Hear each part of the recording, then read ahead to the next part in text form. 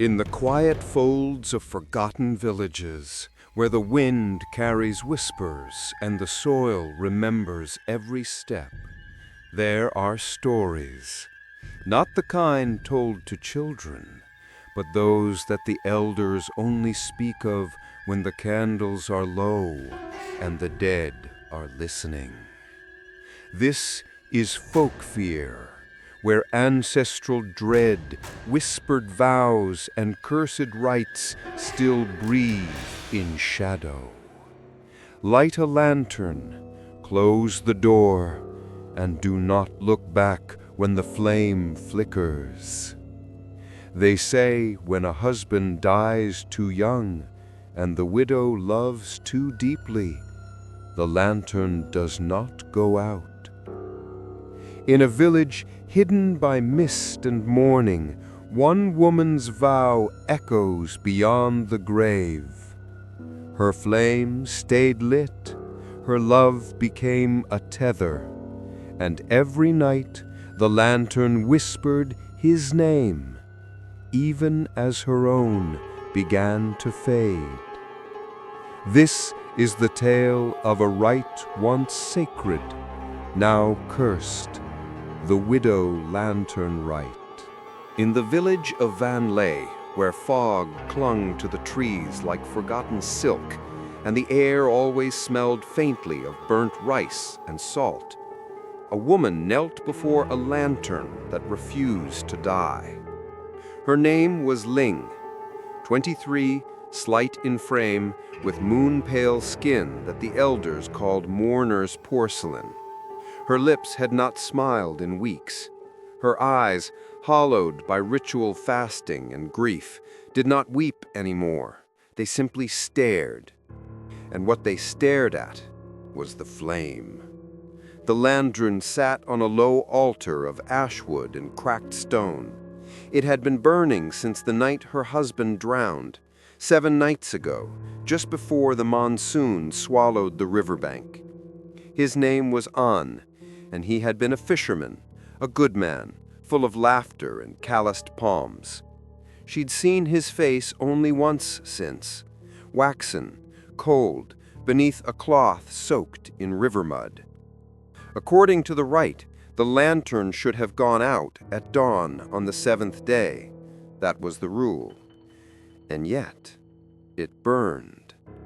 Not wildly, not violently, just a quiet, unwavering tongue of light, gold at its base and whispering orange at the tip. It flickered only when Linh breathed too close or whispered too loud. Now, on the 8th night, the villagers were afraid. They came in pairs, the old women in black veils, the men with hats pulled low. None crossed her threshold, but they stood near her door, murmuring. "It's unnatural," said one. "She didn't burn the vow thread properly," whispered another. "She tied it too tight. That's not her husband's spirit anymore. That's something else." Linh heard every word.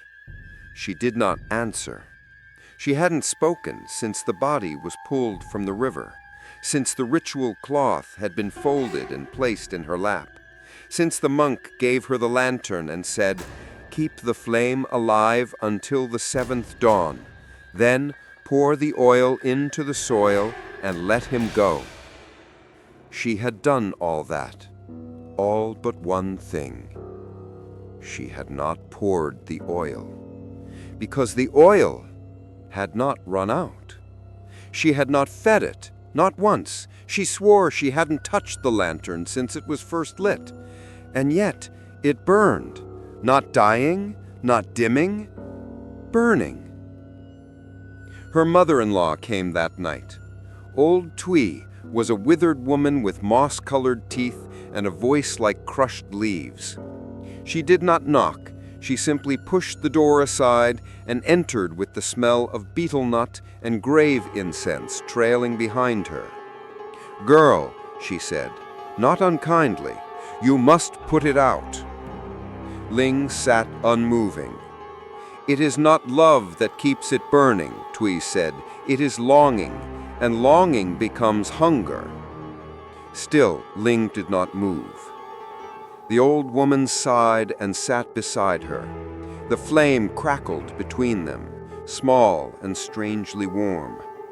In the old days, Tui said, they said if the lantern did not go out, the husband's soul was still near, but not as he was. He becomes a shadow, still tethered, still waiting. And shadows are thirsty, Ling. They drink from the living. That night, Ling dreamed of breath on her neck. It smelled of river rot and jasmine. The 9th night came, and with it the fog thickened. Ling's house felt colder, although no wind entered. The walls seemed closer, and the flame, it had grown slightly taller. She moved closer to it, sat on the floor with her knees tucked under her chin. She stared, and then it moved. The flame did not flicker as fire should. It curled inward, coiling like a serpent. Then it stretched, elongated toward her face, as if trying to reach her cheek. Ling did not flinch. Instead, she whispered, "On?" The flame stilled. A moment passed, and then a sound. A faint sigh, or a word, or perhaps the brush of a name against the veil between this world and the next. Ling. It was not loud. It was not even clear, but it came from the flame, not from the air, not from the walls, from the flame. She didn't scream. She didn't speak again. She only reached for the red silk thread that was still tied around the lantern's handle, the vow thread from her wedding day, the one soaked in wax and fastened in a widow's knot. It was frayed, but not burned. It should have been thrown into the river. That was part of the rite, a letting go. But Ling had kept it. She had kept everything. By the 10th night, the whispers returned, not from the villagers, but from within her walls. Soft tapping, a footstep maybe, and always the flame, watching, reaching. She did not light incense anymore. The lantern was enough. She did not eat. She did not sleep. She only sat, each hour stretching like cloth soaked in rain, each breath timed with the glow of the lantern, as if she and it breathed as one. That was when the children began to avoid her house.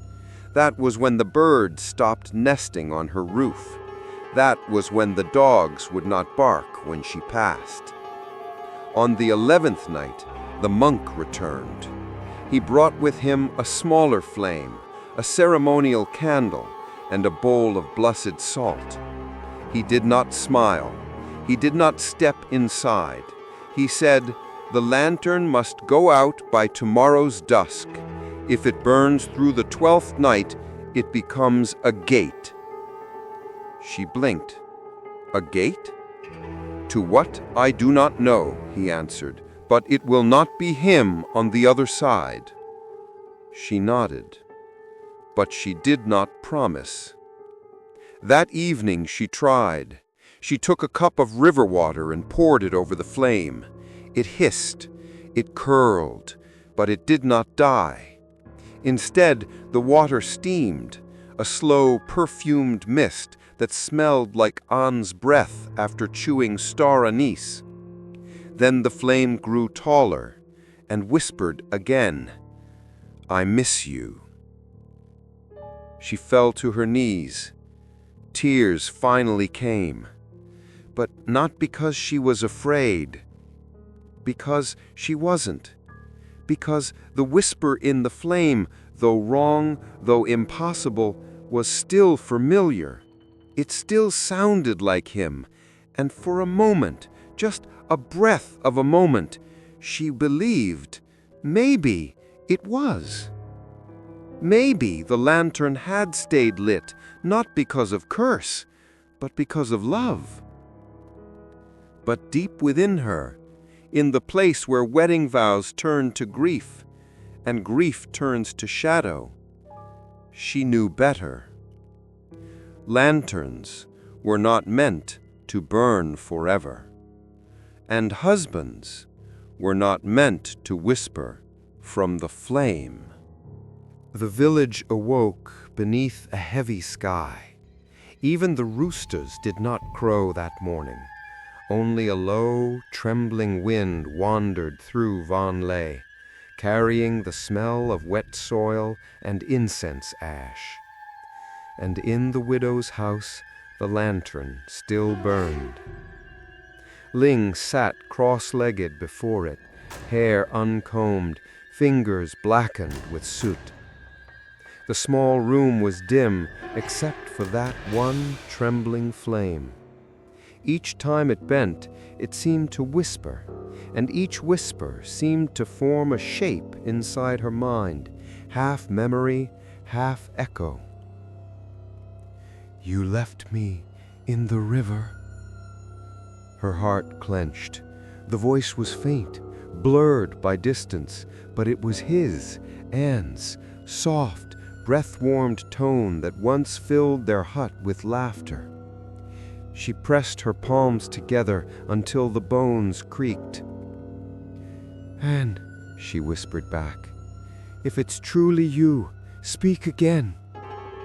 Only the crackle of oil answered, yet beneath the sound she felt a stirring, like breath beneath glass. She waited. Hours passed like centuries. Outside, the villagers kept their distance.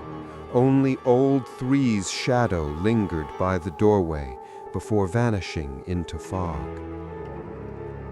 At dusk, Linh took the lantern outside for the first time. The air was thick with mist. The trees bowed under unseen weight. She placed the lantern on a flat rock near the path leading to the river. The flame brightened, as though pleased to see the world again. "Do you remember this place? You fell here." The wind rustled. The lantern swayed. Then, from the hollow of its glass, came a whisper softer than silk tearing. "Cold, so cold." Her heart clenched. She knelt, clutching the handle with both hands, and for a moment she imagined the flame reaching for her the way his fingers once did. But something else stirred inside the wick, an undertone, not quite his, a second breath, a second voice. "Let him sleep. The gate is open only one way." She gasped and stumbled backward. The lantern's light shuddered, but did not die. That light she visited the village shrine. The monk was gone. Only candles and broken offerings remained. On the altar she found a scroll of fading ink, prayers for the dead written by widows long before her. In the margin, one line caught her eye. "Do not listen past the seventh whisper." She froze. The parchment smelled of old smoke and river reeds. Counting quickly in her mind, she realized she had already heard more than 7. When she looked up, every candle in the shrine had gone out. Returning home, she found footprints on the floor, bare, damp, leading from the door to the lantern. Her breath hitched. The soil on the prints shimmered faintly in the light, as if reflecting water. "Anne," she called, "if you're here, please show me." The flame brightened again, and within it she saw a shimmer of a face, his face, eyes closed, lips parted as if dreaming.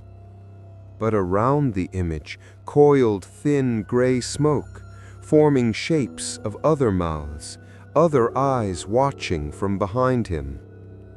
"He is not alone," the whispers murmured. "He brought what followed." Ling's hands trembled.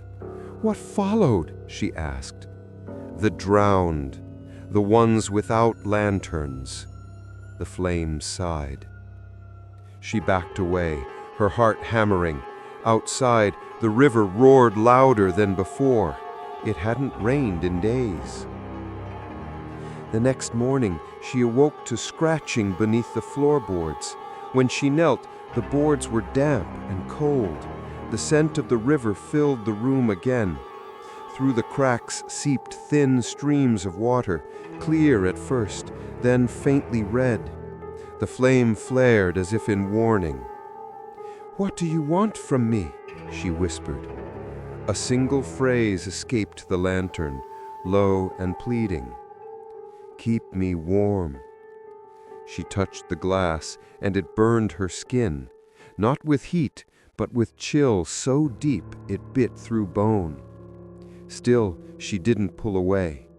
For in that chill she felt him, faint heartbeat, distant, yearning. And grief won over fear. At twilight, the elder women gathered outside her home. They brought salt, rice, and white flowers, the old warding trinity. Without knocking, they began a chant older than the village itself, calling for the widow's severing. But Ling blew out the candles on her porch and barred the door. "Leave me," she cried. "He's still here." From outside came Thui's voice, cracked with sorrow. "Child, what you love is not what he became." Then silence. When Ling peeked through the shutters, every woman had vanished. Only the flowers remained, wilting fast in unseen heat. Inside, the lantern pulsed once, twice, like a heartbeat syncing with hers. And later that night, Ling dreamed again of the river. She stood on its bank, holding the lantern. Beneath the black water, pale shapes writhed, faces she knew, faces she didn't. They reached up, fingers like reeds. One voice among them called, soft and wet, "Promise me you'll never let it go out." When she woke, the wick had shortened. The glass was fogged with prints from the inside, 5 long streaks, as though someone trapped within had dragged their hand across it. By dawn, Ling could no longer tell where her grief ended and the whispers began. She spoke less, ate nothing, slept beside the flame. And each hour the voice grew clearer. It told her secrets from their marriage, the words he never spoke out loud, the quiet love. It told her about the river's depth, about hands that pulled him down, about the vow thread that would not break. Then one night, as she leaned close, the voice changed again. It grew lower, older, wiser, not her husband. "You must walk the widow's path," it said. "Only then will he rest." "Where?" she whispered. "Follow the moths, they remember." The flame dimmed to blue, and a single white moth landed on the rim of the glass, its wings trembling in the light. Ling opened her window. Outside, hundreds more hovered in the fog, drifting toward the hills beyond the village. The lantern brightened, guiding them like a beacon. Something deep inside her, the part that had died with Anne, stirred with purpose. If there was a path, she would walk it. If there was a right, she would finish it. And if the price was her soul, she would pay it. She lifted the lantern, stepped barefoot into the mist, and whispered to the whisper within, "Lead me." The flame bent forward like a bow, and somewhere in the dark, the river answered. Ling followed the moths. They did not fly, not like normal ones. These were slow, like floating ashes, pulsing with pale blue light. Their wings shimmered faintly in the dark, as if remembering something. She held the lantern close, watching the flame lean forward with every step. It had grown narrow, long, and strangely alert, bending like a stalk toward each curve of the path, as though guiding her or searching. The villagers did not stop her. Perhaps they didn't see her. Perhaps she was already forgotten, like the others, because there were others. The path wound up the hill behind Vạn Lệ, where no trees grew and no graves were dug. Here, the ground was black and soft, and when Ling's bare feet touched it, the soil seemed to cling. It whispered as she stepped, like sighs drawn from mouths that no longer had shape. The moths vanished at the crest of the hill.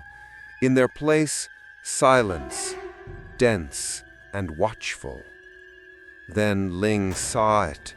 A circle of lanterns, unlit, sunken into the ground like skulls with open mouths. Each was tied with a different colored thread, red, white, gold, and some so faded they looked like cobwebs. The wind did not touch them.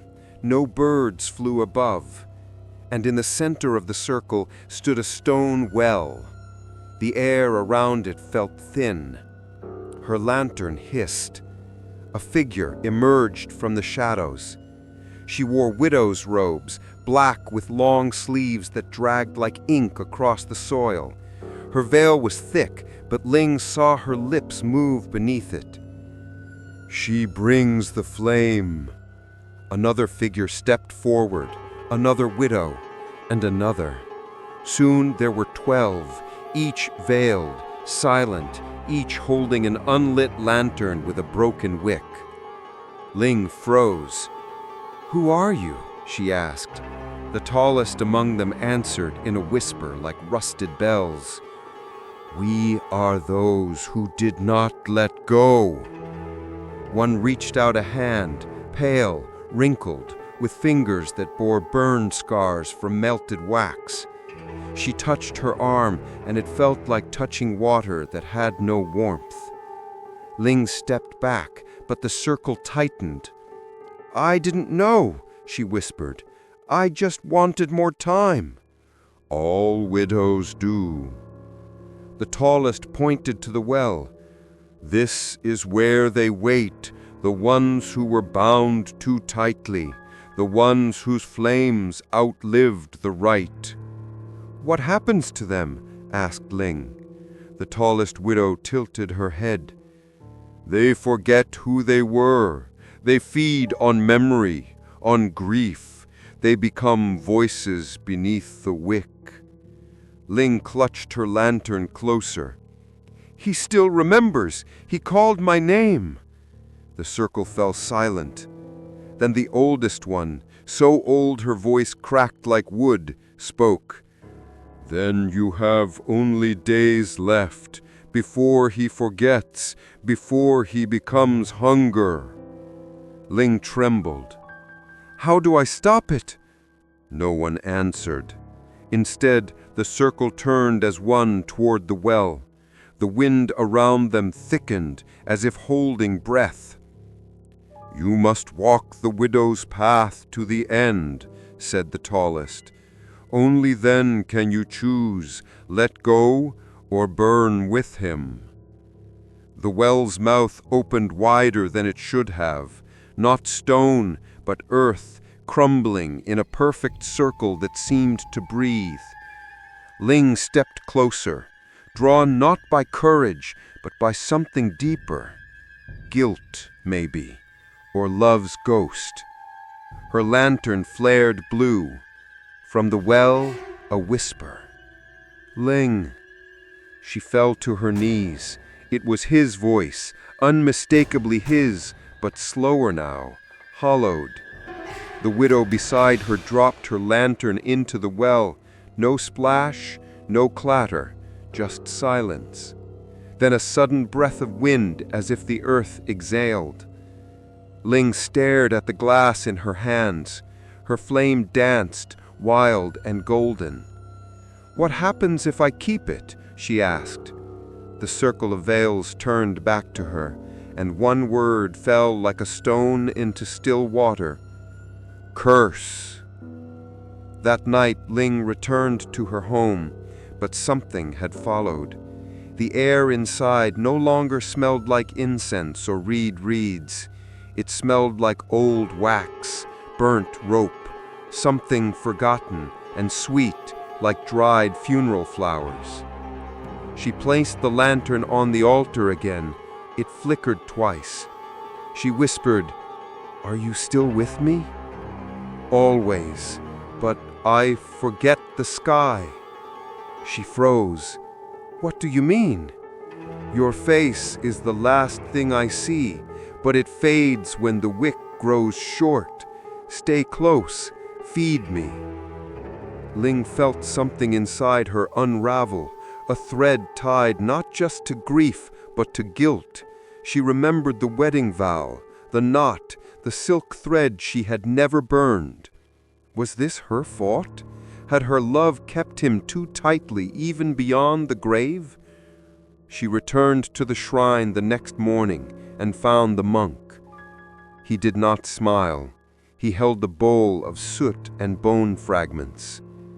"You went to the circle, didn't you?" he asked. She nodded. "Then it has begun," he said. "Tell me what it is. Tell me what I've done." The monk sighed. "The Widow Lantern Rite was never meant to be beautiful. It was born in famine, in times when the dead returned not to say goodbye, but to take what was warm."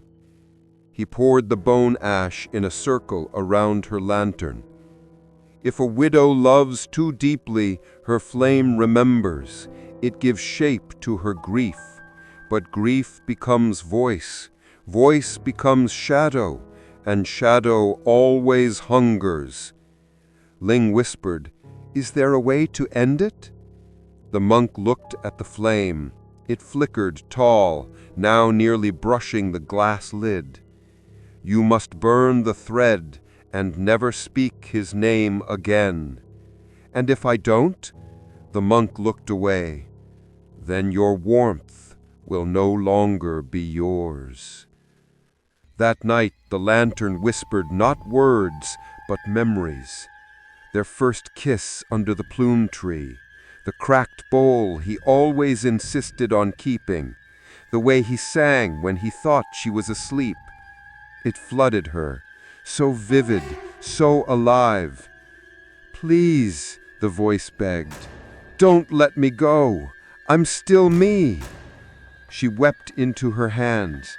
"I don't know who I am without you." The flame pulsed. "Then let me stay." And in that moment, Ling felt the terrible truth settle over her like ash. She did want him to stay, even if it cost her everything, even if he was already becoming something else. As she slept, the wick thickened, and beneath the floorboards, something began to whisper in a voice not his. Before the flame, there was the thread. Ling remembered now how the villagers had sung as they wound the red silk between her fingers on her wedding day. A custom passed from mother to daughter, whispered like a prayer. Tie the thread once for love, twice for life, and a third time for death, so he may never walk alone. At the time, it had seemed beautiful, symbolic, but she hadn't known it was a promise sealed in wax. She hadn't known it would hold. And now the thread still clung to the lantern's handle, charred at the ends but intact. Its fibers shimmered faintly in the firelight, as if remembering their knot. That morning, Ling sat cross-legged in silence. The air in her home was thick with breath, not hers. She felt it, warm against her neck, pausing when she paused.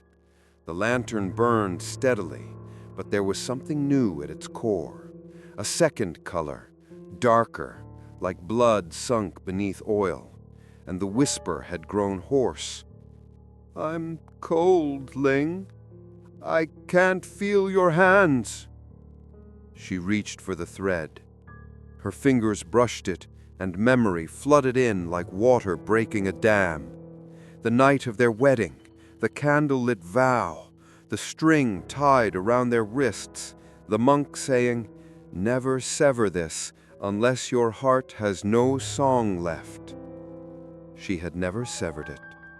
She had kept it tied to the lantern, a quiet rebellion against grief, a hope that maybe, just maybe, love was stronger than the river.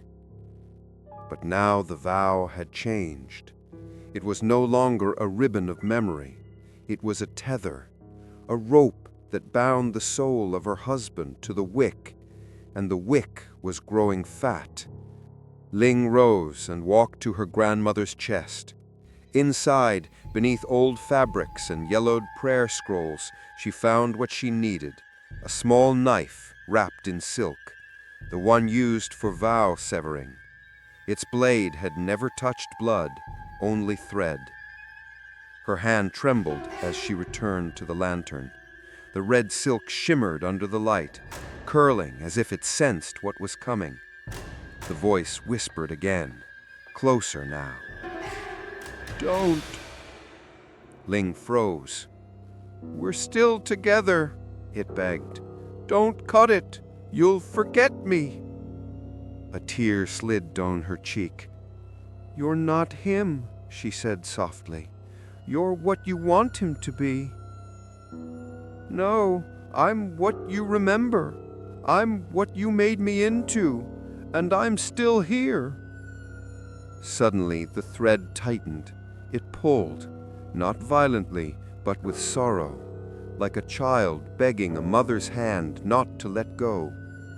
The flame flickered tall, illuminating the room with a flash of their wedding night, his face, her smile, the plum wine.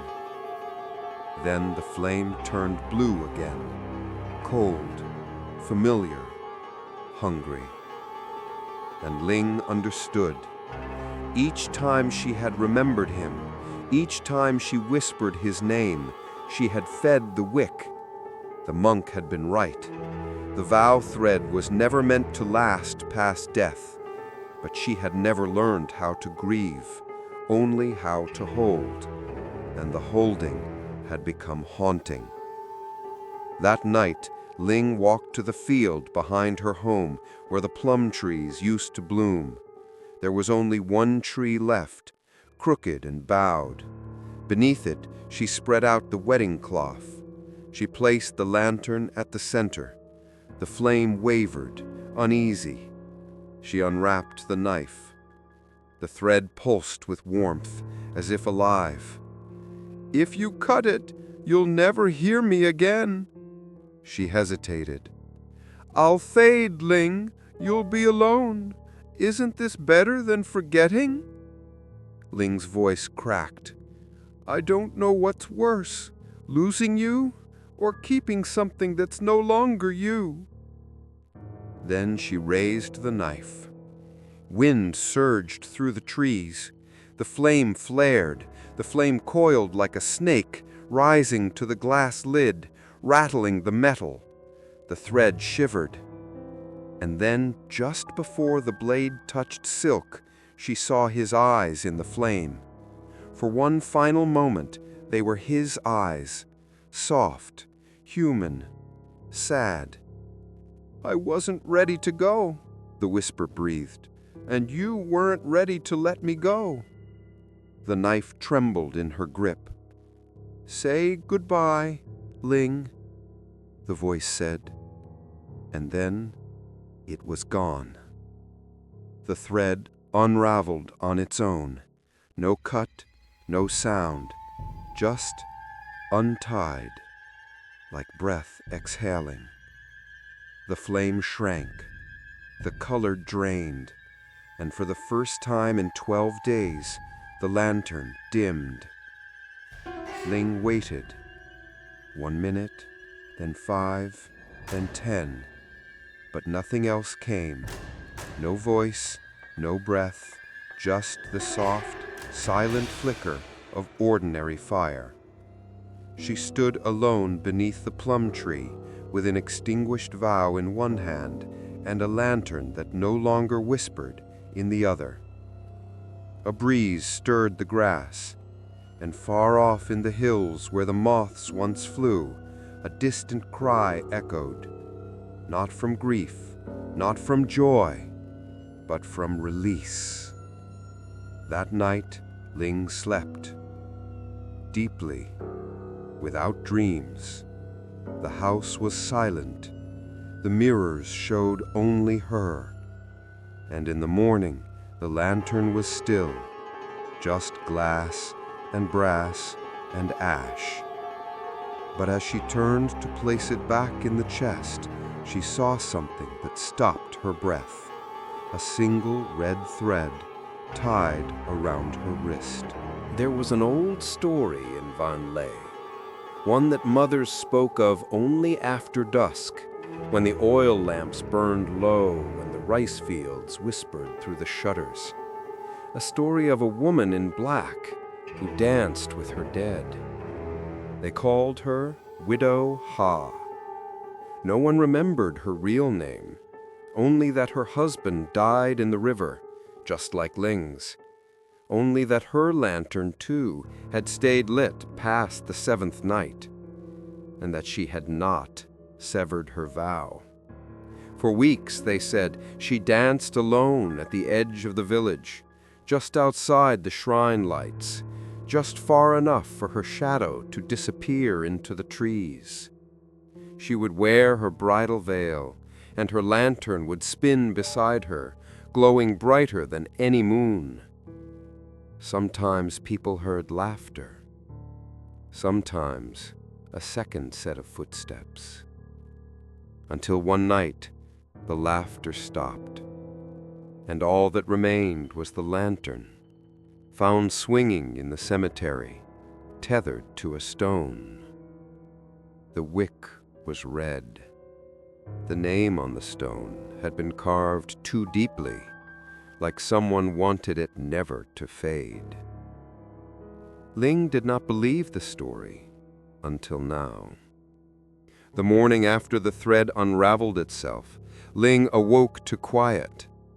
No whispers, no flickers, just the echo of what had once been. She buried the vow thread beneath the plum tree and told herself it was over. But the silence was not kind. It was too still, too watchful. Her fingers still curled in sleep as if holding something. Her body leaned slightly to one side as if balancing against another presence that was no longer there. And when she tried to light incense, the match would not strike. Not once, not even after the 12th try. At dusk, Lin wandered, not to the hills, not to the river, but to the old cemetery, where the air was thick with moss and names had been worn down by weeping rain. She followed no path, but somehow her feet brought her to it. A grave older than her grandmother's time, a stone half buried in weeds. The name eroded, but not forgotten. Because etched below it, deep, jagged, desperate, was a single phrase: I still hear him. Ling knelt before the stone.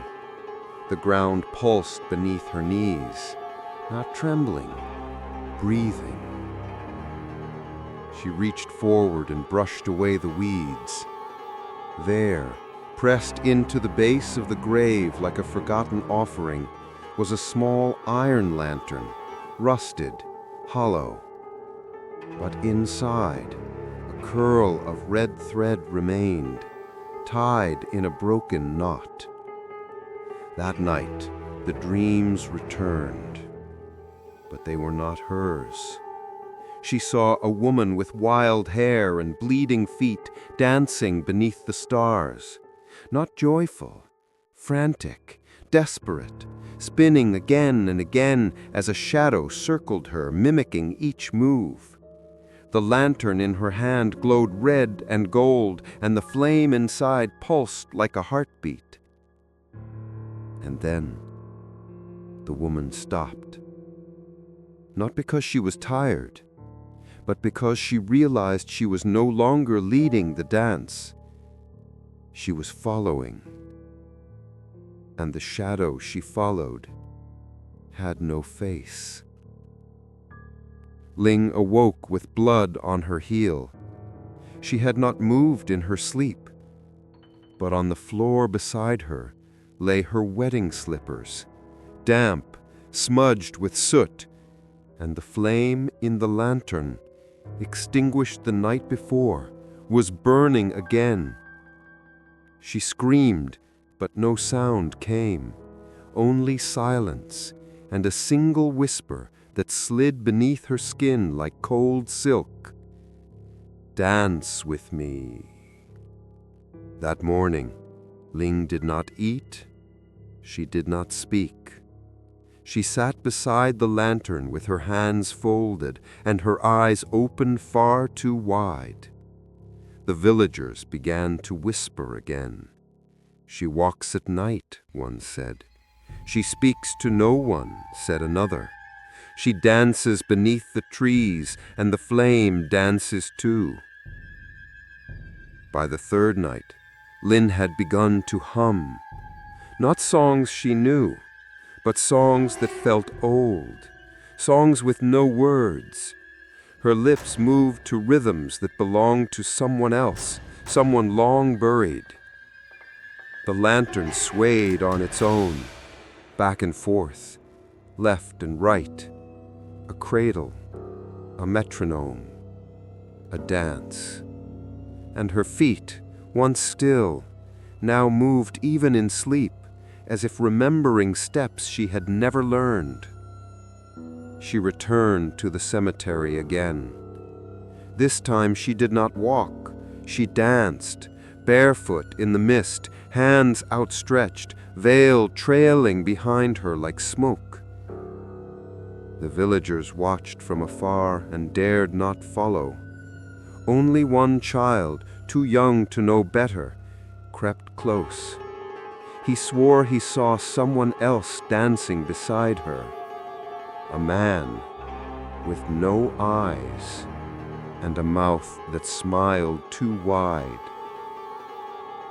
On the seventh night, since the thread had untied itself, Ling collapsed.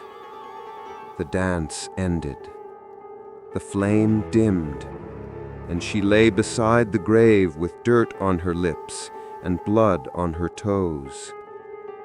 The lantern sat still, but it whispered no more. She was taken home, fevered and silent, and in her sleep she spoke two words again and again. "Still here, still here." The monk came. He saw the flame and paled. He whispered to Tui, Ling's mother-in-law, "She's begun the third binding." "But she severed the thread. She let him go." The monk looked at the lantern. No, she only untied her end. He never let go of his. In the days that followed, Lin awoke, but something was wrong. Her reflection no longer looked her in the eye. Her steps made no sound. And when she spoke, her voice echoed twice, once in her throat, once in the flame. One evening, as the sky turned black with rain, Lin dressed in her wedding veil. She lit the lantern, and she stepped into the mist. The villagers watched from behind doors and curtains. They say she danced again, alone and not alone, with feet that no longer bled, with a flame that no longer burned, but breathed. And when morning came, she was gone. Only the lantern remained, swaying beneath the plum tree, tied again with red thread, tight, deliberate, and burning faintly blue. The house no longer felt like a home. Lin returned to it not by choice, but as if pulled, like silk thread through the eye of a needle. She no longer questioned why her feet led her back. She no longer feared the silence, because the lantern had started whispering again. Not like before, not soft or mournful, not in her husband's voice. This whisper was older, and it didn't speak in words. It invited. The moths came first, tiny white ones, silent, shimmering like dust in candlelight. They gathered outside her window, dozens, then hundreds. They clung to the shutters, the doorframe, the beams of the roof. They pulsed as one. And when the lantern flame rose slightly, so did they, fluttering in rhythm, as if pulled by some invisible breath. At first, Lin tried to ignore them.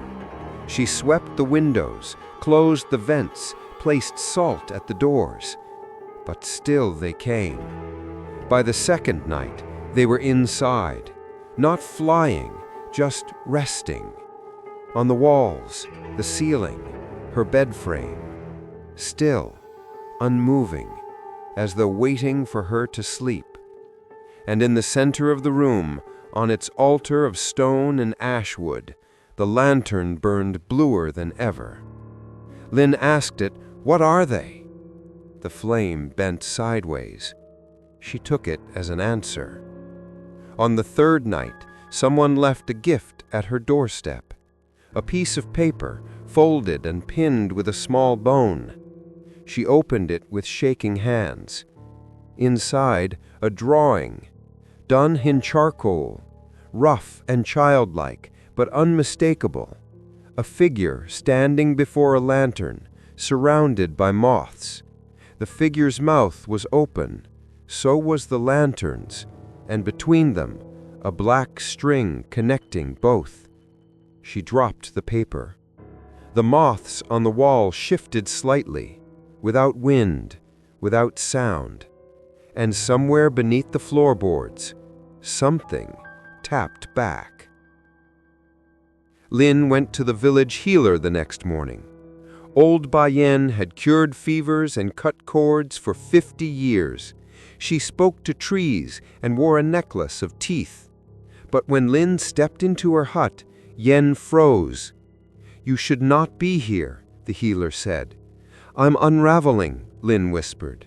"I know, and that lantern is no longer your husband's." She placed it gently on the wooden floor. The moths, 6 of them, had followed, now clinging to her sleeves. "I want to sever it," Lin said, "completely, truly." The healer frowned. "Then you must know what it's become." She handed Lin an old scroll, brown and cracking with age. Inside, a diagram, a lantern surrounded by moths, flames shaped like eyes. When a widow keeps the flame past the vow, the soul within does not stay unchanged. "What does it become?" Lin asked. "A mirror." "A mirror?" The healer nodded. "It reflects you, your grief, your guilt, your love twisted by longing. And the longer you feed it, memory, touch, voice, the more it feeds others." She pointed to the moths now crawling along Lin's shoulder. "They are not creatures.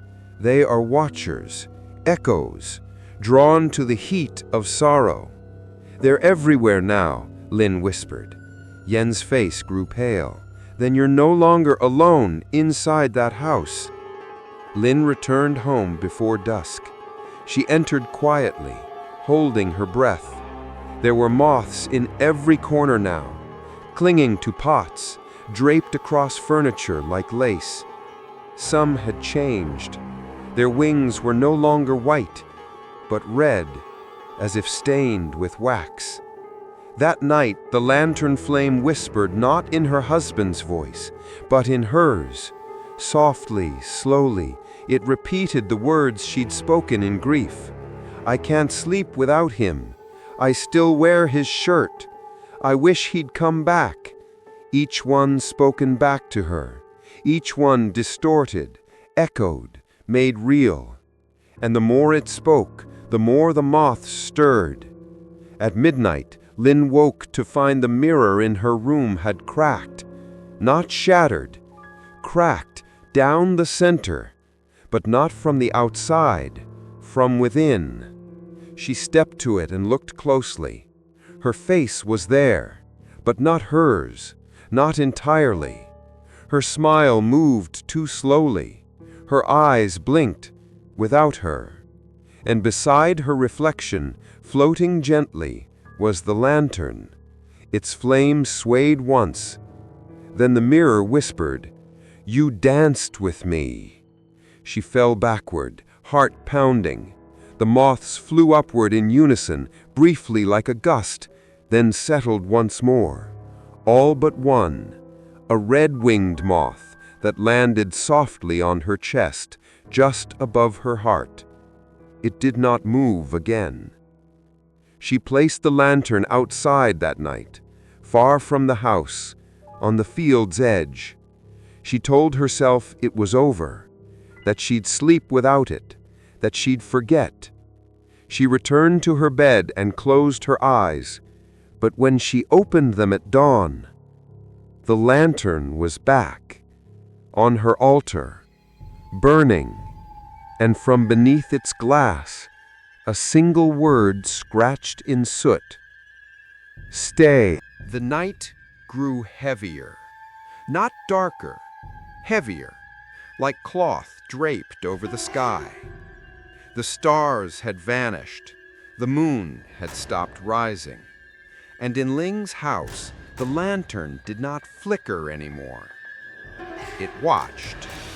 Its flame had narrowed to a slit of amber, thin and sharp as a needle's eye. It no longer danced. It no longer whispered. It waited. So did the moths. They lined the walls like funeral offerings, their wings closed tight, their red shimmer dulled. The house smelled of old wax and jasmine wilt. Ling moved carefully between them, careful not to disturb the silence, because she had begun to hear breathing. Not hers, not behind her, but beneath the floor. The villagers had grown colder too. No one looked her in the eye. The fruit seller dropped her change without speaking. Children crossed the road when they saw her coming. Even old Thuy, once her mother-in-law, now more shadow than kin, refused to let Ling inside her gate. "She's crossed the seventh silence," someone whispered behind her. "She's a widow without a door." That night, the lantern changed again. Ling awoke to see it burning white, not warm white, pale white, like bone in the sun. It hovered slightly above the altar, trembling, pulsing with a slow heartbeat that did not match hers. The moths were gone, every single one. And carved into the soot around the lantern was a shape she had not drawn. A ring, 12 flames, a well in the center. She knew it before her mind named it. The circle from the hills, the widow gathering. She returned to the path before dawn, alone, lantern in hand, veil around her shoulders, no longer for tradition, but for protection. The hills rose like backs of slumbering beasts. The air thickened with every step. And then the fog parted. They were waiting. 12 of them.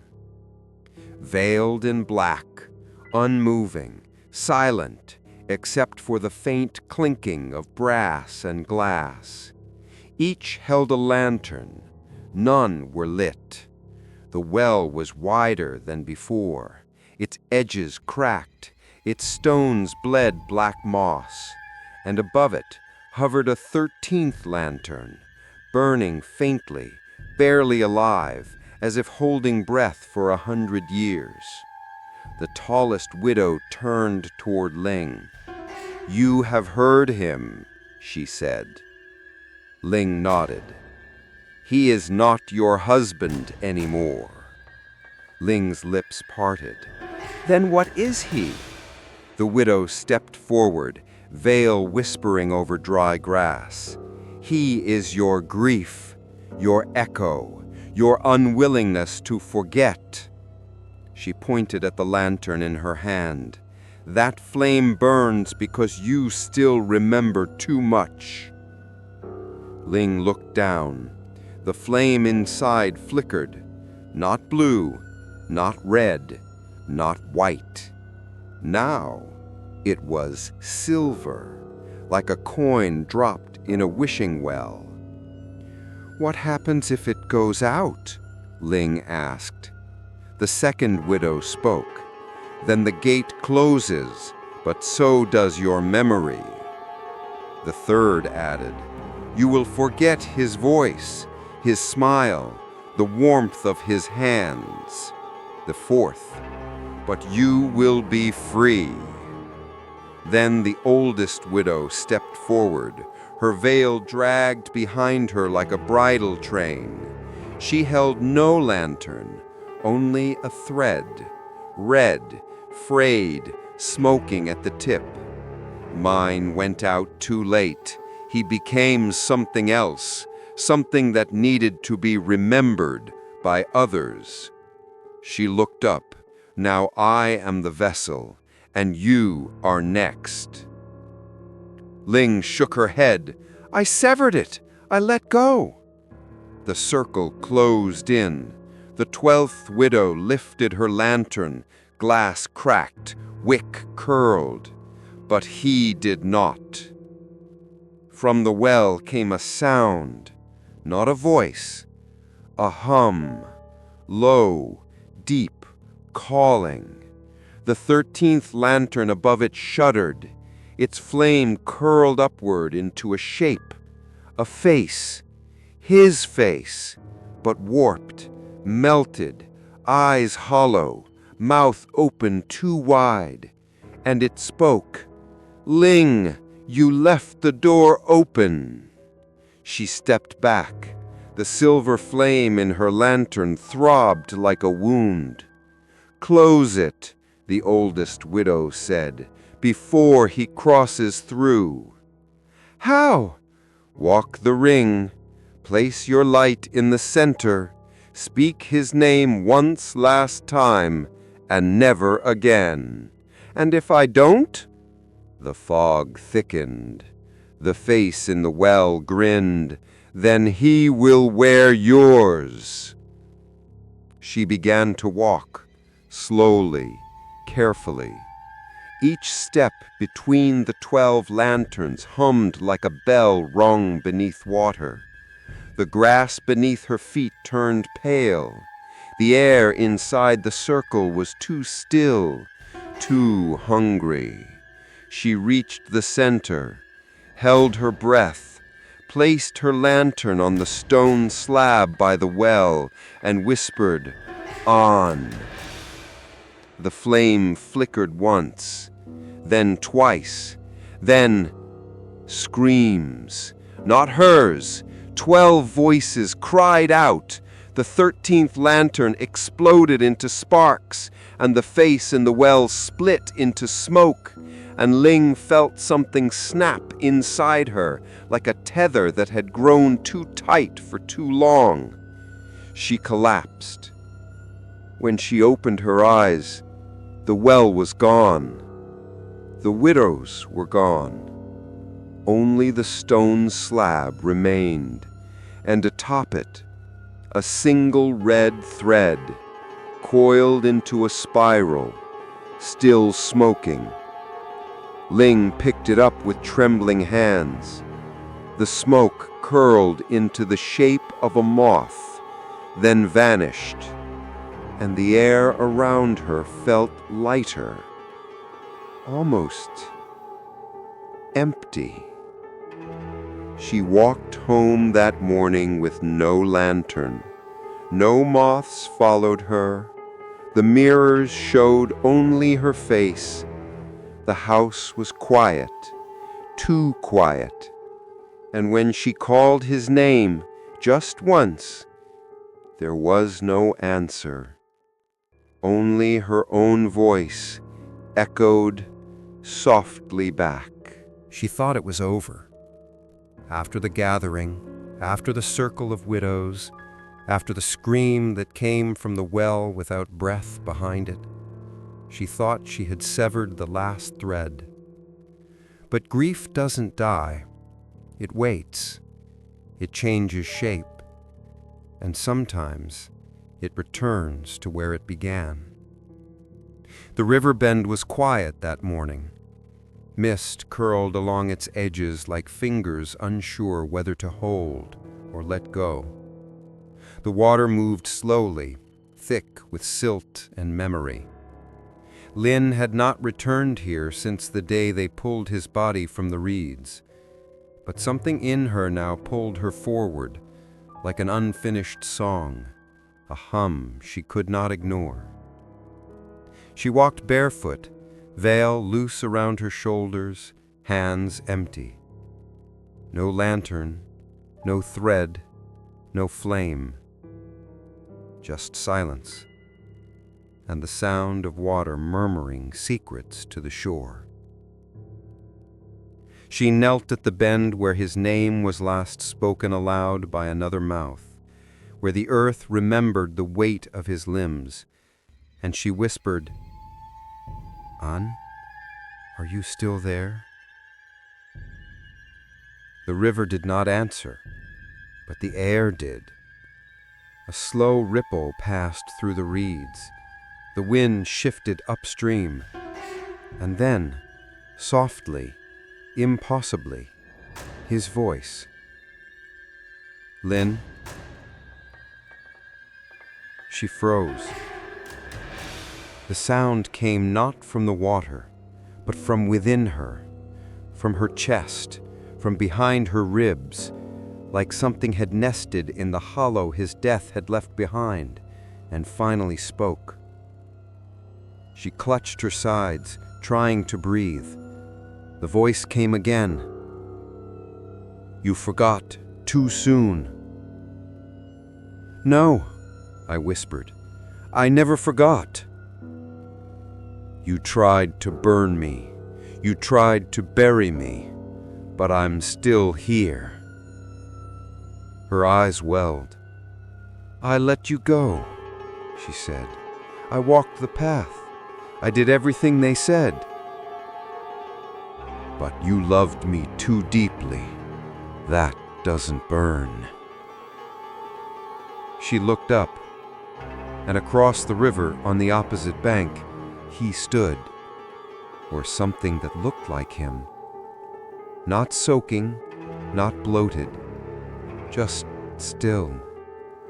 His skin was pale, his feet bare. He wore the shirt she buried with him. But his eyes were wrong. Too wide, too black. As if reflecting not the sky, but the inside of the lantern that used to hold him. She stood. "An!" she called out. He tilted his head.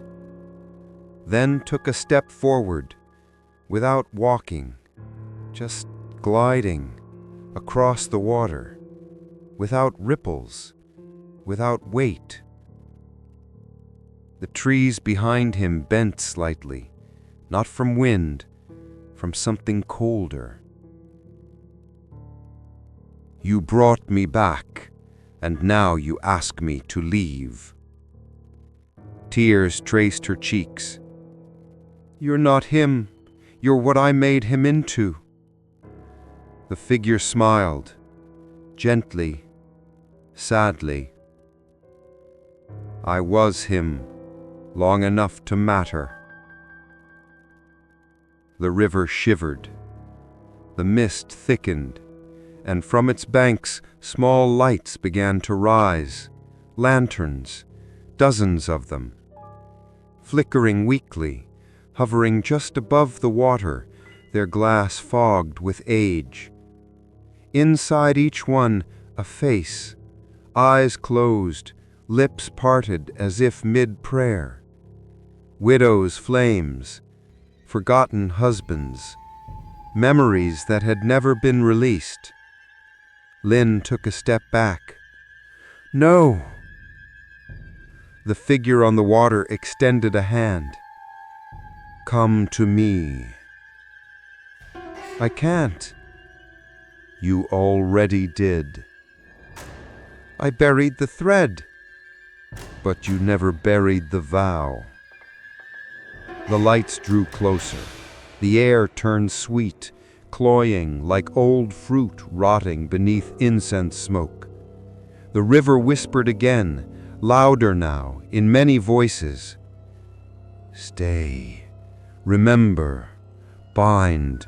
Burn. Dance. Feed. Each word came from a different lantern.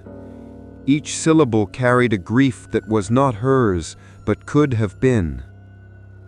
Then Lynn saw her own reflection in the water. But it wasn't just her. Beside her face, another, her husband, smiling. And behind that, dozens more.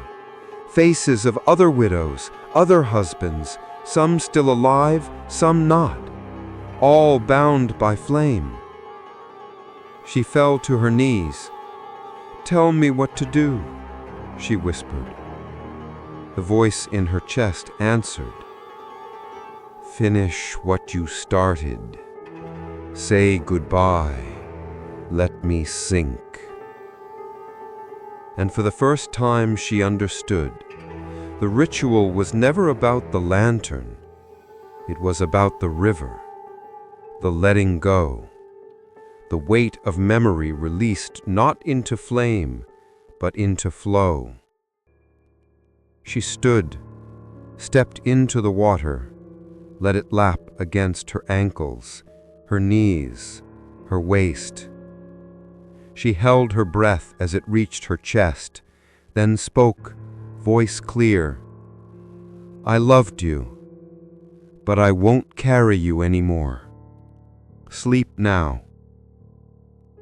The figure on the far bank flickered, once, then twice, then vanished. One by one, the lanterns on the water dimmed, then sank. No splash, just a soft sigh as the river swallowed them. And silence returned, not empty, clean. Lynn walked out of the river soaked, shivering, weightless. Her hands felt warm again, and somewhere in the distance a moth flew past her shoulder and did not stop. It simply flew on. That night, in her home, the altar was empty. No lantern, no thread, just a single plum blossom on the floor. Bloomed out of season. Something had changed. The river had taken what it was owed. The face across the water was gone.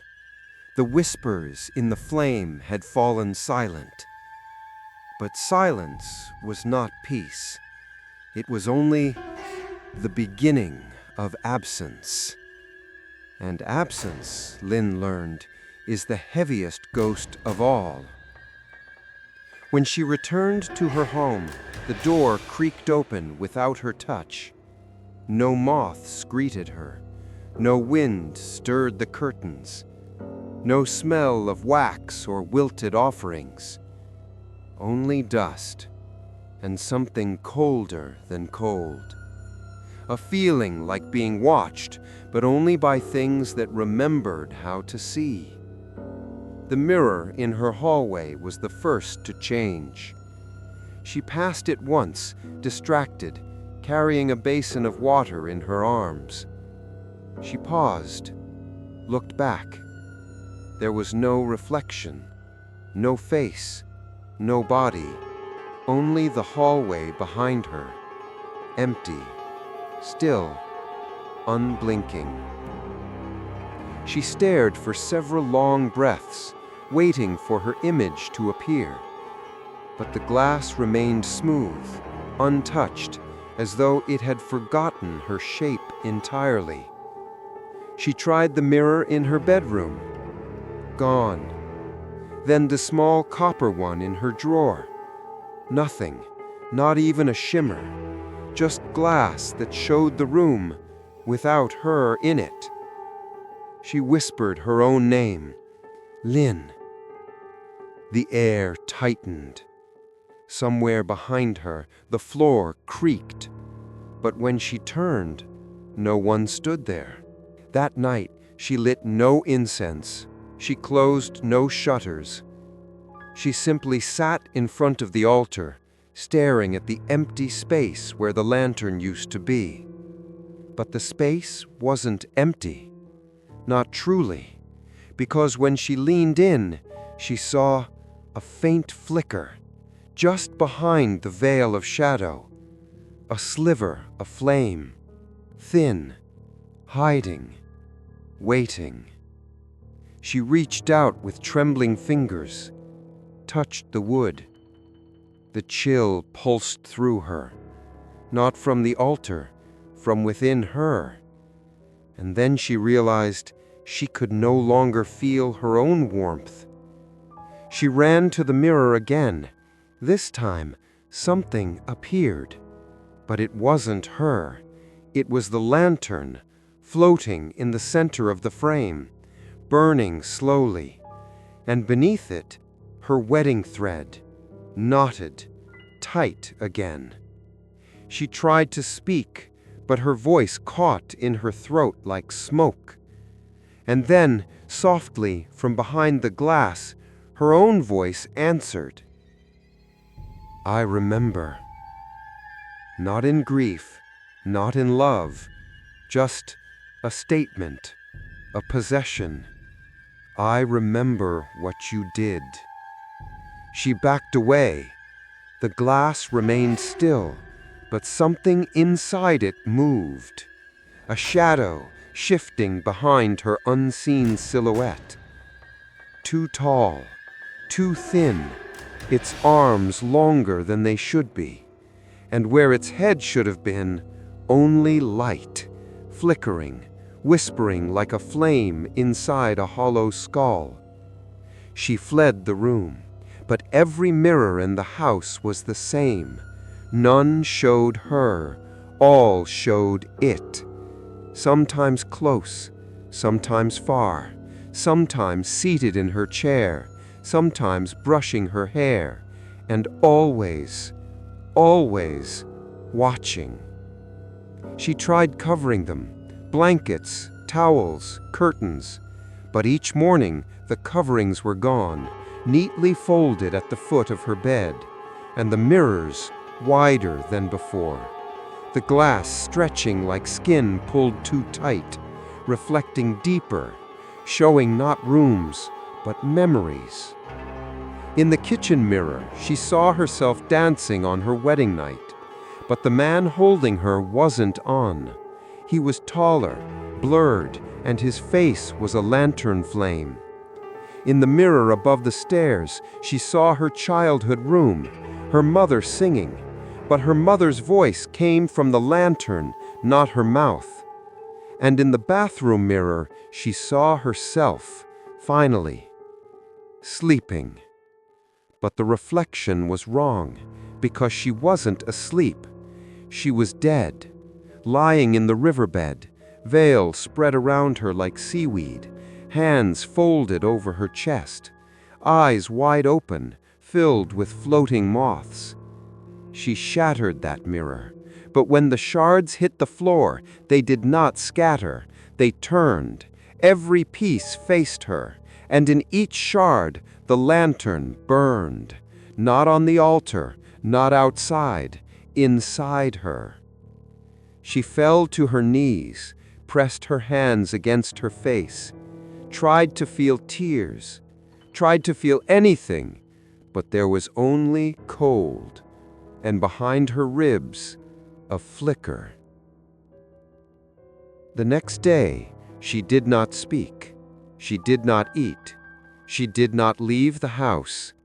She moved without sound. Her feet no longer warmed the floor. Her breath no longer fogged the window. And when a neighbor passed by and glanced through the window, they swore they saw her sitting upright, but her shadow was cast in the wrong direction. That night, Lynn stood in front of the largest mirror. It reached from floor to ceiling. She wore her wedding dress. She held no lantern, but in the mirror she did, and the lantern inside it blinked once, then said her name, Lynn. Not in her voice, not in his, in something older, something buried in the vow itself. And for the first time since the river, she answered, yes. The mirror did not shatter. It opened, not like a door, like a mouth. And from within it came her reflection, but it did not stop at the glass. It stepped out, smiling, lantern in hand, thread wrapped around its wrist, eyes full of smoke, and Lynn faded, not vanished, faded, like breath on glass that is never wiped away, like a shadow left behind when the body forgets where it was last. The house stands still now. No one enters, no one knocks, because they say if you pass too close at dusk, you'll see a woman in white behind the window, holding a lantern that doesn't reflect the light. And if you look into the glass too long, you'll forget what you came to find. They told stories of her in the hills, a woman who lived alone among the trees, where the fog curled like incense and birds never sang. They called her the Lantern Maiden, not because she lit them, but because she listened to them. Some said she once crafted mourning lights for the temple, shaping wax by hand and threading wicks from widow's hair. Others whispered she had no tongue, that she had cut it out herself to keep a secret the dead once gave her. But all agreed on one thing. She knew what the lanterns wanted. Lynn walked into the forest without her veil. Her reflection no longer followed her. The house had forgotten her name, but somewhere deep in her chest the flame still flickered. She did not carry a lantern this time. She carried only a single strip of red thread and the sound of her own breath. Each step deeper into the woods felt like stepping into a prayer spoken by no one. The trees leaned in, the roots pulled at her hem, the moss clung to her ankles like forgotten hands, but she did not turn back, because something was calling her, and it smelled like soot and ash and wax that had never cooled. She found the cottage just before nightfall. It was made of stone and bark, half swallowed by ivy, with windows that glowed faintly, not from light, but from memory. Lanterns hung from every branch above it, old, cracked, glowing faint blue or not at all. Some swayed even though no wind stirred. Some hummed quietly in tones like lullabies from lives long gone.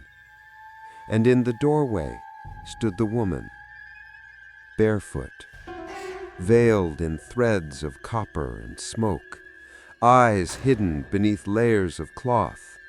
But Lin felt her gaze, warm, heavy, knowing. The Lantern Maiden did not speak. She only stepped aside, and Lin entered. The inside smelled like wax and sorrow. Lanterns lined every shelf, each whispering faintly. Some cried, some laughed, some said nothing at all. In the corner sat a bowl of river stones, each etched with names. Names Lin recognized from tombs and whispered prayers in Vạn Lệ. And behind a curtain of red beads was a table. Atop it, a single unlit lantern. Its glass was black, its handle scorched. The Lantern Maiden motioned for Lin to sit. Then, with slow fingers, she took out charcoal and began to draw. Not words, symbols, curved, ancient, trembling like scars too old to heal.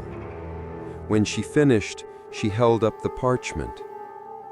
Lin stared. At first, it meant nothing, but slowly the meaning settled in. A warning, a truth. If the lantern is not fed, it will feed itself. Lin whispered, "That's what it's doing, isn't it?" The woman nodded once. Lin clutched the red thread in her hand.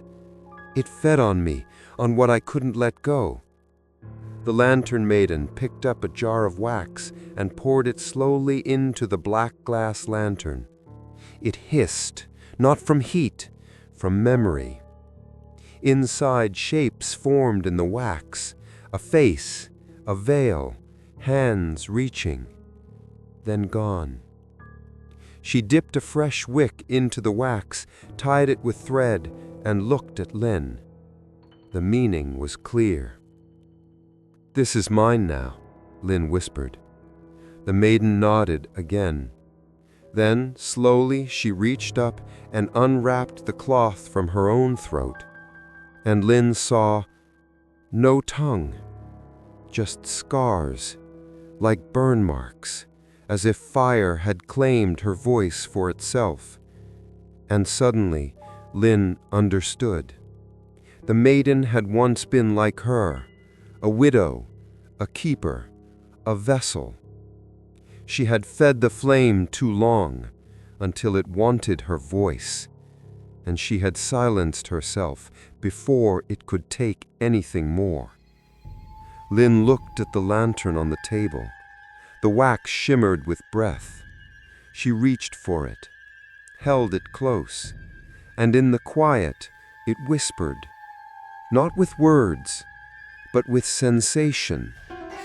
A pull behind her ribs, a hunger beneath her skin, and a choice.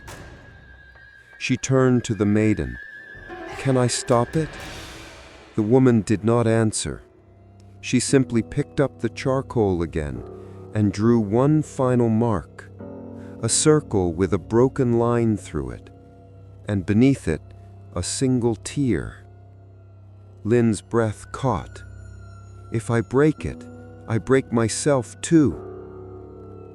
The maiden reached out and gently touched her chest, then pointed at the lantern, then shook her head. Not break, bury, not destroy, release. The next morning, Lin walked out of the forest with the black lantern in her hands, the thread tied tight around her wrist again. She did not cry. She did not look back. But as she stepped through the fog, a single red moth landed on her shoulder, and from within the trees, dozens of lanterns began to dim, not in grief, but in relief. That night, Lin did not sleep. She sat beside the black lantern and watched the wax swirl. She heard no voices, but she felt him. Not outside, not behind the mirror, inside her memory, inside the space he once filled with laughter. And for the first time, it didn't hurt. But the wick still waited, and she knew the final rite was near. Not with thread, not with vow, but with fire, and with letting go completely. The black lantern never went out. No matter where Lin placed it, on the altar, beside her bed, beneath the plum tree, it burned, quietly, patiently, like it knew its time would come. Its flame was colorless now, neither gold, nor red, nor blue, just a clear, shivering flicker, almost like breath caught in glass. And yet, it warmed nothing. It offered no light, only presence. Lin no longer dreamed. She only drifted, half asleep, half remembering. In that in-between space, she heard footsteps behind her, always barefoot, always damp. And when she turned, the steps stopped, but the breath remained. And sometimes she'd feel the threads again, brushing her wrist in the dark, tightening like fingers lacing through hers. On the 12th night, she awoke to silence. Not the absence of sound, the refusal of it. No insects, no wind, no lantern hum, only a pulse, deep, slow, buried beneath the floorboards, like the heart of the house had started beating. She rose and approached the black lantern. It sat still on the altar. The wax inside had darkened overnight. What was once ivory had now turned to deep crimson, blood wax. The wick had grown fat, almost swollen. It pulsed with each beat beneath the floorboards, and Lin knew something was feeding it. She reached for the glass, and it was warm, not with heat, but with a strange throb. Her fingers trembled. She whispered, "What are you now?" The flame bent, not forward, toward her. And for the first time since the river, it spoke in his voice again. "Let me wear you." She dropped the lantern. It didn't fall. It floated, rising slowly into the air, hovering inches above the altar. The wax within shimmered, red and alive, and the voice came again. "I'm cold." "You're warm." "Let me in." Lin backed away, but the room darkened, not from nightfall, from the withdrawal of light. Every corner closed in, the shadows grew teeth, and the lantern's flame grew into a thin face, his face, pale and blurred, like memory soaked in grief. She screamed. The windows cracked. The glass above the altar shattered into dust, but the lantern did not fall. It followed, hovered behind her like a memory she could not unthink. She fled outside, barefoot across the cold dirt. The air outside was no better, because now the moths had returned, but they were different. No longer white, all red, all glowing faintly, and they did not land. They watched. She ran to the river, hoping the water would remember, that it would carry this thing away like it had done before. She held the lantern above the current. "You were a vow," she whispered, "not a god."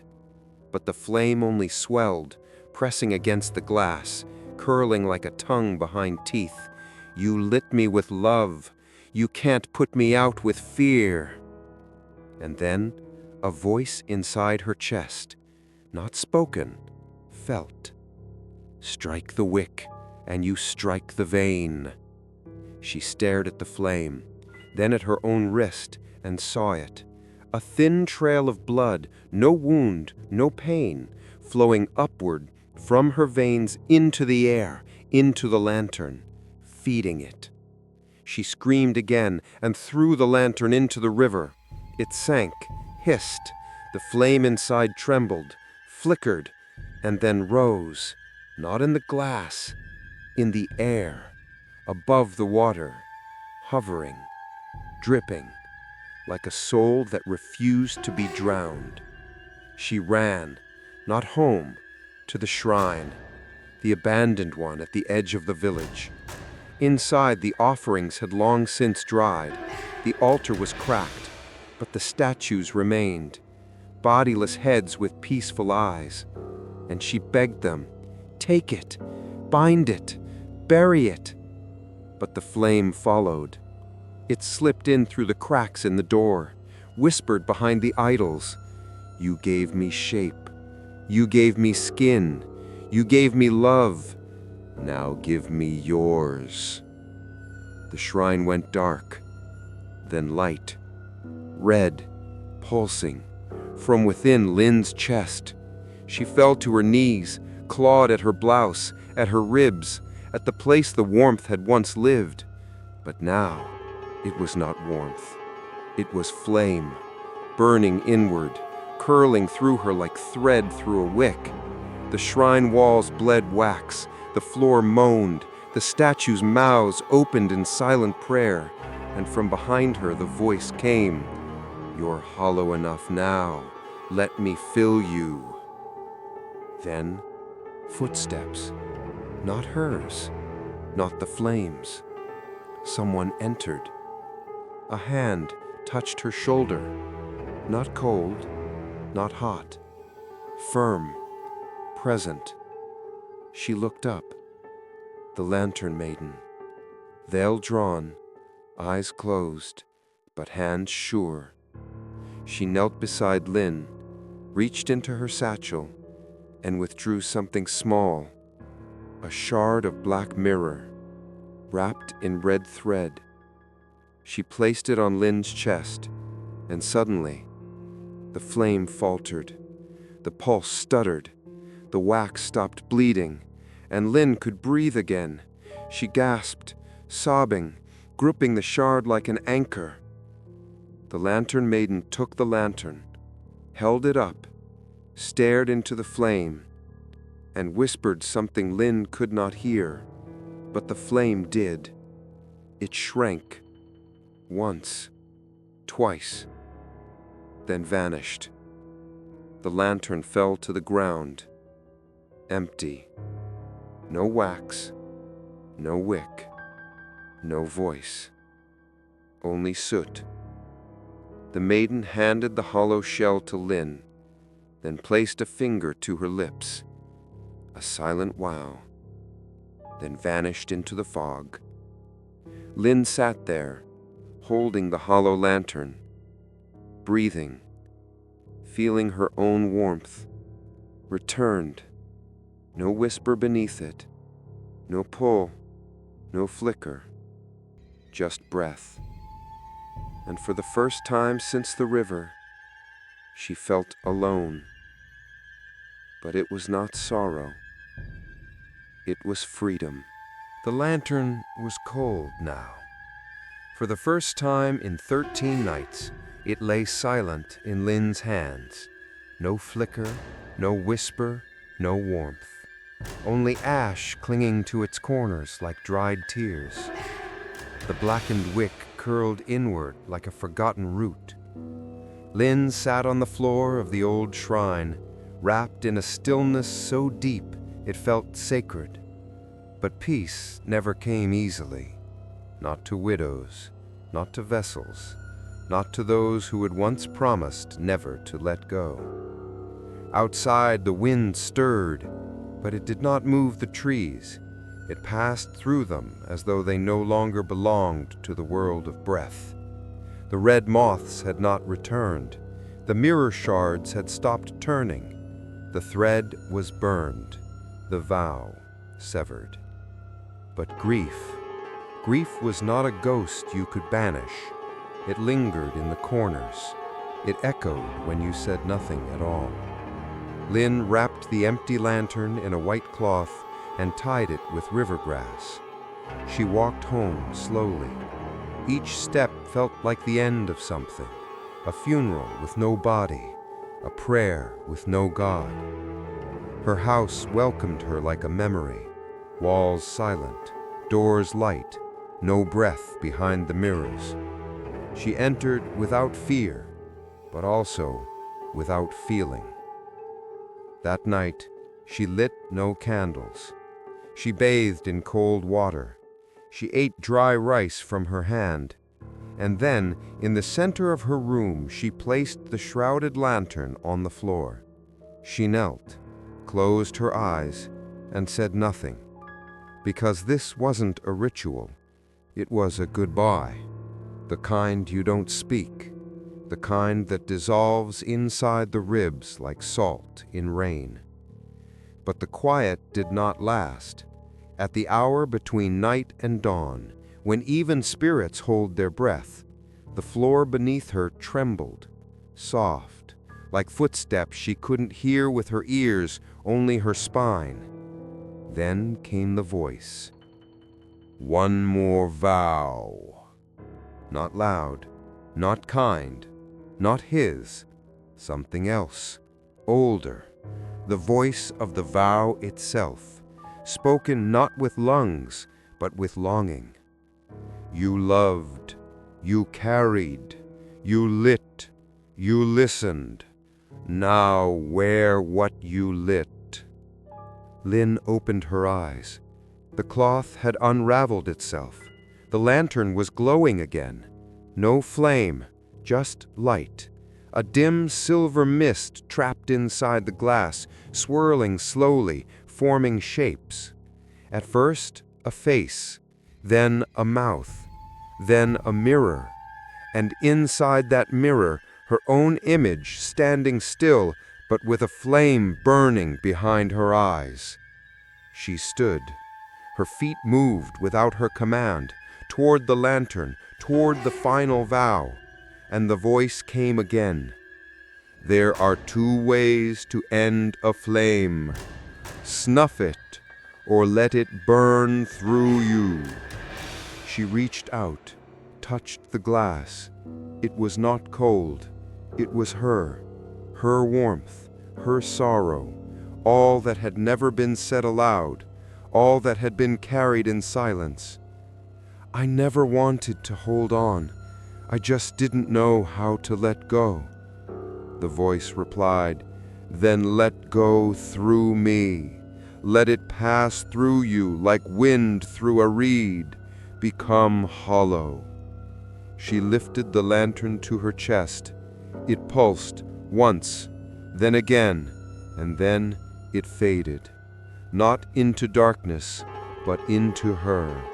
The mist passed into her skin like steam, vanishing beneath the collarbone. The glass dimmed, and then shattered, silently, falling to the floor like petals. She did not bleed, but something inside her had been pierced.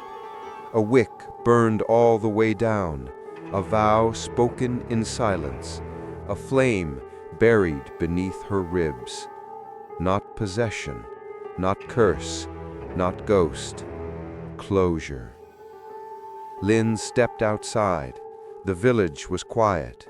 She walked through empty streets, past the well, past the shrine, to the river, the same bend where it all began. And there, without ceremony, she knelt and whispered her final vow. I will remember you, but I will not carry you. I will speak your name, but I will not speak to you. You were mine, but now you are gone, and I am still here." The river shimmered. A single moth, white, flew across its surface and was gone. She returned home as the sun rose. She looked in the mirror.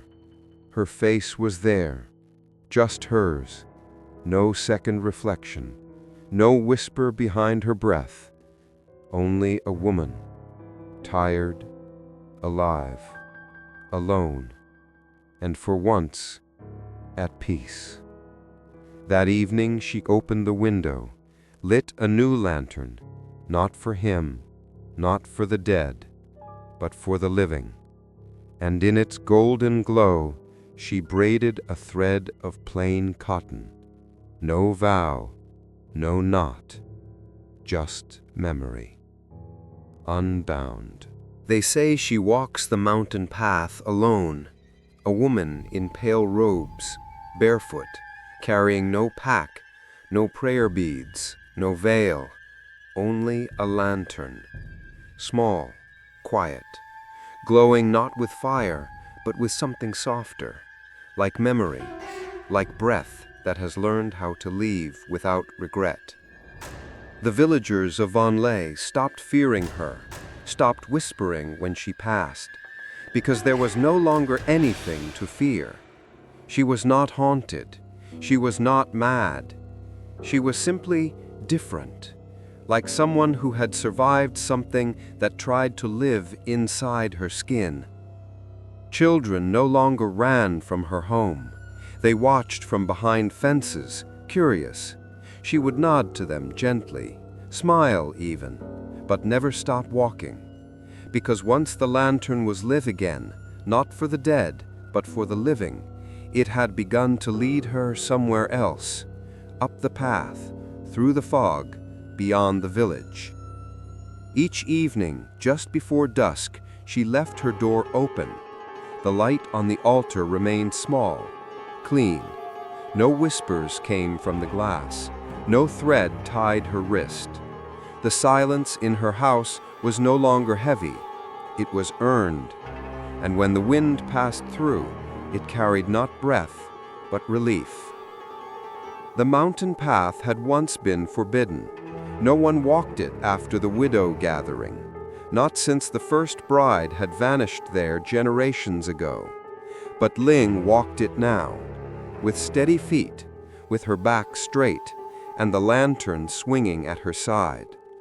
Some said they saw her speak to no one as she walked. Others swore she was never truly alone, that something walked just behind her, never touching, never speaking, but always present. A shape, a man, a shadow with no weight, watching as if learning how to walk away. One child, too bold to be afraid, followed her once. He kept his distance, crept along the ridgeline, hidden among trees. And what he saw, he never told his parents, only whispered to his friends. She wasn't walking to leave. She was walking to remember. Because that night, as the stars began to shimmer and the trees bowed under their own silence, Linh stopped at the highest point. She stood there, lantern in hand. The wind pulled her hair behind her, and she turned, slowly, to the shape behind her, and bowed. Not deeply, not in fear, but with grace and gratitude. And the shape, whatever it was, bowed back, then faded, not like smoke, not like mist, like forgiveness. Linh stayed until the sky turned violet. She did not cry, she did not speak. She simply stood with the lantern raised, and in that light the path forward revealed itself, not in stone, not in signs, but in peace. When she returned to the village, her eyes had changed, not colder, not harder, but farther, as though she had seen beyond the veil of mourning and chosen to come back anyway. The widow who once listened to a haunted flame now taught the young ones how to light lanterns with clear oil, how to tie threads with care and burn them when the time came. She told no tales of the bloodwick, no stories of the broken mirrors. She did not speak of the voice that once asked to wear her, because it no longer held her. It had passed, and that was enough. Every 7th month, when the festival of wandering souls returned, Ling would take her lantern and walk the village perimeter, alone, not to banish ghosts, not to bind the dead, but to remind the living that some lights are meant to fade, and others to guide. On the 15th night of the ghost moon, she disappeared, not vanished, not taken, just gone. The house was in order, the altar wiped clean, the lantern missing. The only thing left behind, a white thread placed gently on the windowsill, untied. Some say she walked into the forest and lay down beneath the plum tree. Others believe she followed the path so far that even grief could not reach her. But all agree, the lantern still burns. Somewhere in the hills, a small, soft light that no longer hungers, only remembers. And if you ever find yourself wandering too long, carrying too much of someone else's name, look for it, a glow between trees, a warmth that asks nothing from you, a quiet invitation to set it all down and rest. The children of Vạn Lệ tell the story differently now, not as a warning, not as a tale of fear, but as a whisper passed from one dusk to the next, shared only when the lanterns are lit and the shadows grow long. They say, there was once a widow who lit her grief like a flame, and it lit her back. No one remembers her name anymore, not the name she was given, not the name she took, only what she became. They call her the last lantern, a guide, a guardian, a flicker that lingers where grief once lived. But some say that's not the end of it, that there is one more truth, one more ritual, and it lives in the eyes of the lanterns we dare not stare into for too long, because sometimes they look back. There is a tale of a boy who wandered too far into the hills during the ghost month. He didn't mean to. He was chasing a kite or a dog, or maybe just the quiet. But he found himself alone beneath the canopy of trees that breathed like old cloth. And in that quiet, he saw a light, faint, gentle, hovering low to the earth, swaying as though held by unseen hands. A lantern. He followed it. Of course he did. Children always follow the light that doesn't ask them to. He thought it might lead him home, but instead it led him to a grove of stones, old markers, forgotten names, graves that hadn't been prayed over in years. And in the center, the lantern stopped, hung itself on a crooked branch, and waited. The boy crept closer. He didn't run. He didn't call for help. He only watched as the flame inside pulsed, once, then again. Then, like breath fogging glass, a shape appeared in the flame. A woman, eyes closed, head bowed, not burning, not weeping, just remembering. And then the boy looked too closely, leaned in, close enough to feel the warmth. close enough to see that the flame had eyes. And they opened. He fell backward, heart pounding, not in fear, not even in pain, but in recognition, because the eyes in the flame were not hers, they were his. He ran home in silence, but he never told his parents, only sat by his bedside that night, staring into a candle flame, trying to understand why it now blinked when he didn't, why it flickered when he thought of her, why it whispered when no one else was near. Others have seen it too, a lantern tied with no thread, burning in places where no feet should walk, at river bends, on crumbling altars, in the spaces between memory and mourning. Each time the light is the same, soft, silver, still. And when you step too close, it does not call you, it does not curse you, it simply opens and watches. Because grief is not something we bury, it is something we carry, like a wick tucked beneath skin, waiting to burn. And when we do not let go, when we bind instead of release, the flame does not die, it becomes. They say the widow once lit a flame to keep her husband's soul warm, but love, held too tightly, grows teeth, and warmth that never leaves becomes fire, not to comfort, but to consume. So now, when villagers light their lanterns for the festival of wandering souls, they do so carefully, with clean oil, with fresh wicks, and always, always, they burn the threads when the time comes. They whisper the names of the dead, they cry, they remember, but they do not listen back.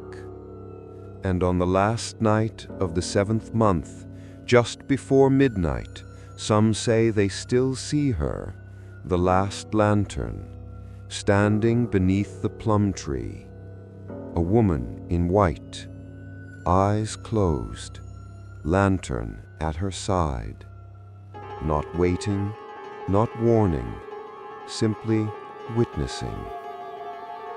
And if you ever find yourself lost in mourning, in memory, in the quiet that grief leaves behind, you may see her flame.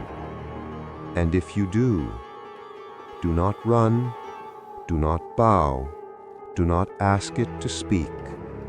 Simply nod and keep walking, because not every lantern leads you home. Some are just there to show you where not to stop.